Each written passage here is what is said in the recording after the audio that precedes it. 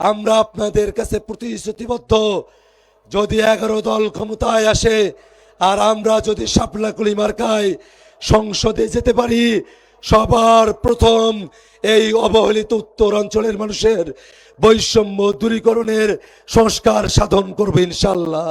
আমাদের এই কুড়িগ্রামের মানুষেরা কতটা অবহেলার শিকার।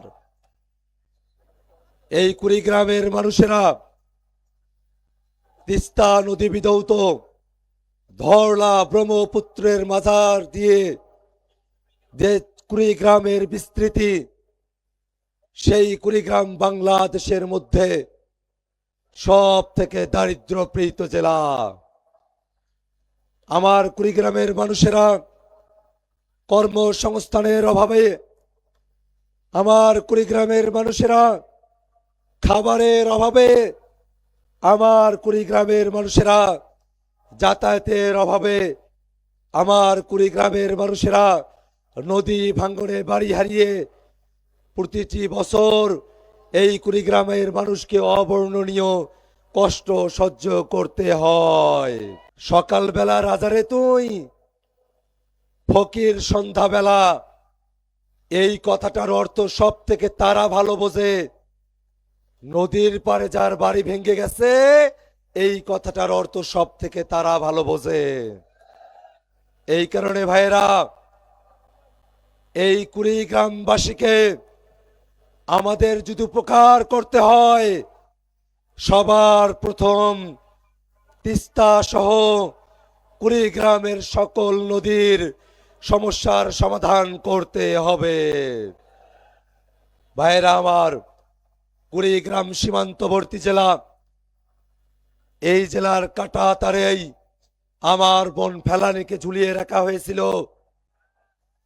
আমাদের ভাইদেরকে এই কুড়িগ্রামের সীমান্তে ভারতীয় বাহিনী বিভিন্ন সময় গুলি করে হত্যা করেছিল। ভাইরা আমার, আমরা একটা ন্যায্যতার বাংলাদেশ চাই। আমরা আমাদের প্রতিবেশীদের সাথে ভালো সম্পর্ক চাই, কিন্তু দেশটাকে বিক্রি করে দেওয়ার যে সম্পর্ক, দেশটাকে ভারতের হাতে তুলে দেওয়ার যে সম্পর্ক, গোলামির যে সম্পর্ক, সেই সম্পর্ক না। আমরা আজাদির ন্যায্যতার সম্পর্ক চাই।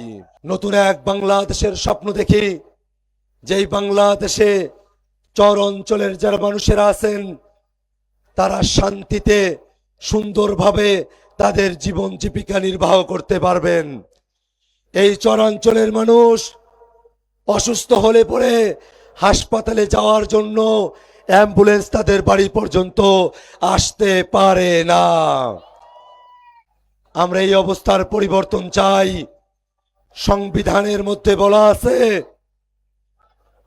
অনগ্রসর গোষ্ঠীর জন্য বিশেষ ব্যবস্থা নেওয়া যেতে পারে। সংবিধানে এই কথা বলা আছে। সেই কথার সূত্র ধরে আমরা বলতে চাই, সামনের দিনে যারা সরকার গঠন করবে, যে দলই সরকার গঠন করুক, চরাঞ্চলের পিছিয়ে পড়া মানুষকে সামনের দিকে এগিয়ে নিতে চরের রাস্তাঘাট, ব্রিজ, কালভার্ট, কৃষি, জীবন জীবিকা, কর্মসংস্থান, স্বাস্থ্য, প্রত্যেকটা বিষয়কে আলাদা করে গুরুত্ব দিয়ে দেখার জন্য চরের মানুষের জন্য চর বিষয়ক মন্ত্রণালয় গঠন করতে হবে। আর 11 দল আমরা যদি সরকার গঠন করি, আমরা দায়িত্ব নিয়ে চরের মানুষের জন্য আমরা বিশেষ ব্যবস্থা গ্রহণ করব।